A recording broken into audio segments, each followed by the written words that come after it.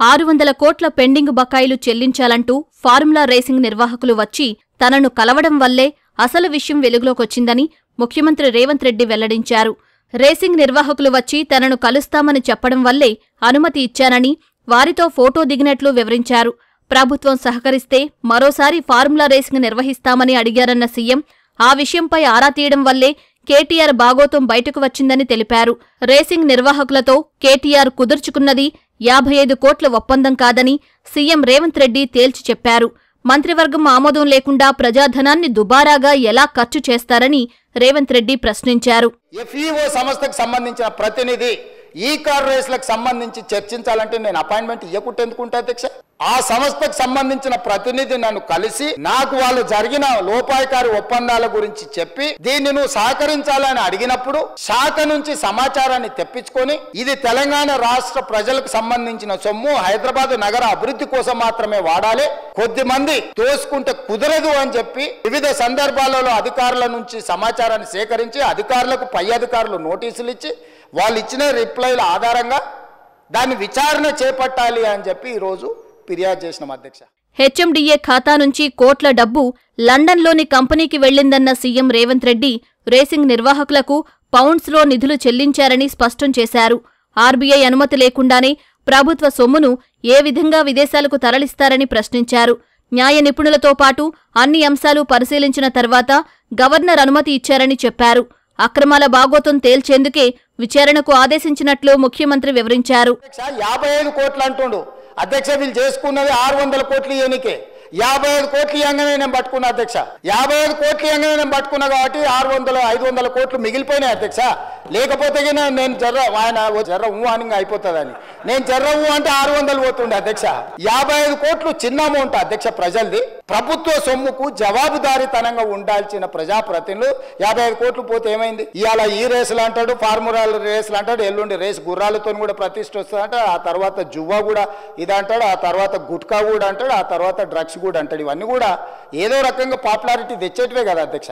ఏదైనా ఒక ఒప్పందము నగదు బదిలీ అయిన తర్వాత ఆ నగదు బదిలీ చేసి ప్రభుత్వం చేసుకున్న ఒప్పందము ఏదైనా రద్దు చేయాలంటే విచారణ జరగాలి, విచారణలో తప్పు జరిగిందని నిరూపించాలి.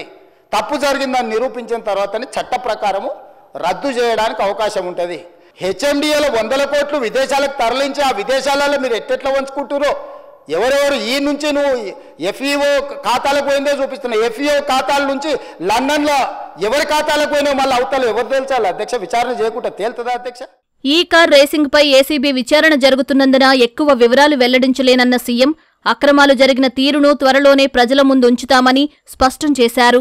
ఎంఏయుడి హెచ్ఎండిఏ నా దగ్గరనే ఉంది, పోలీస్ శాఖ నా దగ్గరనే ఉంది, విచారణ చేసే శాఖ కూడా నా దగ్గరనే ఉంది. ఎక్కువ తక్కువ వివరాలు మాట్లాడితే విచారణ అధికారులు దీనికి ప్రభావితానికి లోనయ్యి నా మీద కక్షాపూరితంగా వ్యవహరిస్తుందని తారక రామారావు గారు అడ్వాంటేజ్ వాడుకుంటాడు అని చెప్పి నేను ఎక్కువ వివరాలు మాట్లాడతలేను అధ్యక్ష. 2023 డిసెంబర్ నుంచి 2024 డిసెంబర్ ఏసీబీ ఎఫ్ఐఆర్ చేసే వరకు క్రొనాలజికల్ గా జరిగిన అన్ని వివరాలను తొందరలోనే నేను అందరి ప్రజలకు వివరిస్తా.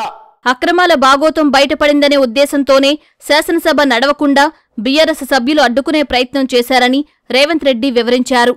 ఫార్ములా ఈ రేసుపై అసెంబ్లీలోనే కాదు ఎక్కడైనా చర్చించేందుకు సిద్ధంగా ఉన్నామని సీఎం తెలిపారు. సంవత్సరం నుంచి నానుతున్న సబ్జెక్టు, సంవత్సరం నుంచి పత్రికలలో రాస్తున్న సబ్జెక్టు, 4 సమావేశాలలో ఏ రోజైనా ఫార్ములా ఈ రేస్ గురించి బీఆర్ఎస్ ఎప్పుడైనా మాట్లాడిందా అధ్యక్ష?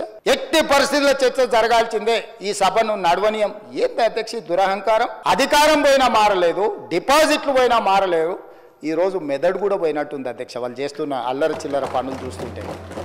అధ్యక్ష, మనం బాధ్యత కలిగిన ప్రజాప్రతినిధులం. ఫార్ములా ఈ రేస్కు సంబంధించి మీరెప్పుడు పిలిస్తప్పుడు ఇక్కడైనా ఎక్కడైనా ఒకవేళ వాళ్ళకి శాసనసభలో చర్చించడానికి వాళ్ళకు ఒకవేళ ఏమైనా ఇబ్బందులు ఉంటే వాళ్ళ పార్టీ ఆఫీస్కి అయినా కూడా వస్తాం అధ్యక్ష, మాకేం అభ్యంతరం లేదు.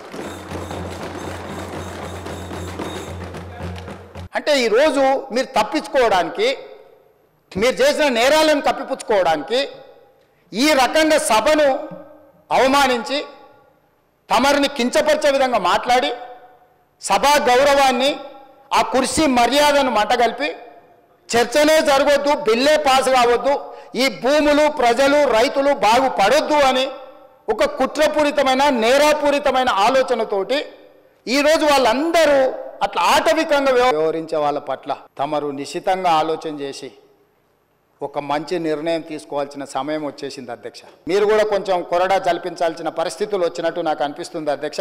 తమరు ఏ ఆదేశం ఇచ్చినా మేము పాటిస్తాం. ప్రభుత్వం వైపు ఇప్పటికిప్పుడు అన్ని బిజినెస్లను సభలో సస్పెండ్ చేసి చర్చకు తీసుకోవాలని వాళ్ళు మొండి పట్టు పట్టడం, మంకు పట్టు పట్టడం నేను అర్థం